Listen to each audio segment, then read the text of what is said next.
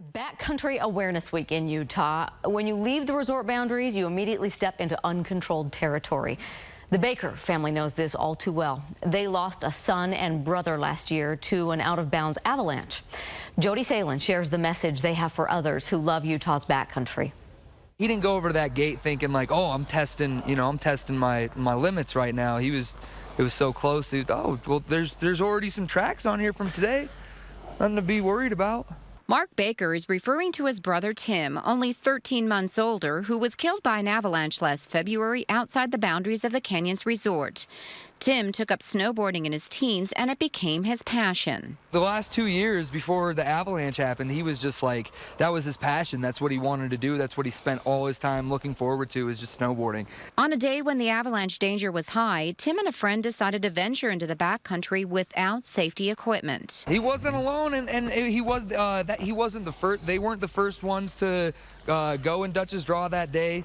And his friend even went before him. For his father, Pat, remembering his talk with Tim the night before was emotional. Was talking to him a little bit that prior to when the avalanche happened about the conditions, because hearing how sketchy they were and how, it was so bad. And I wasn't aware he was going out the gate. The canyons. They share their story and a hope that people will take backcountry dangers seriously. It's not so much don't do it, but just have the right gear, be aware, know the conditions, know your surroundings, go in groups, take turns, just be safe. It can happen in the blink of an eye. Tim was driven and very motivated. He was building up his stamina because he wanted to be a wildlands firefighter.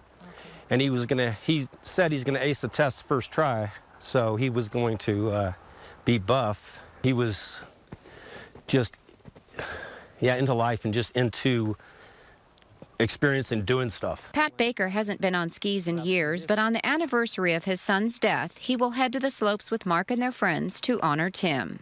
He was an inspiration in almost every way.